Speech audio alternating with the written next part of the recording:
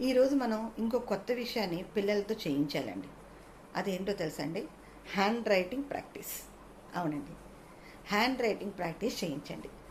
ఈ వారం రోజులు మీరు ఎంత చక్కటి ఎఫర్ట్స్ పెడతారో వాళ్ళ హ్యాండ్ రైటింగ్ మీద, వాళ్ళ చేత చేపిస్తారో డెఫినెట్గా వాళ్ళ హ్యాండ్ రైటింగ్ బాగుంటుంది. చక్కగా ఒక 100 పేజెస్ బుక్ కొనండి. దానిలో వాళ్ళ చేత నెమ్మదిగా ఒక హాఫ్ అన్ అవర్ రాయించండి.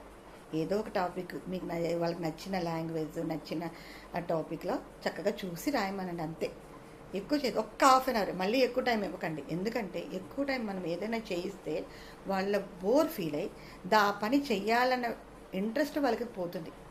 ఎప్పుడు కూడా పిల్లల్లో స్కూల్కి వెళ్ళాలి, నేను రాయాలి, చదువుకోవాలని ఇంట్రెస్ట్ని మనమే క్రియేట్ చేయాలి. కాబట్టి ఒక్కొక్క పని స్లోగా తక్కువ టైంలో నేర్పించడం అలవాటు చేయండి.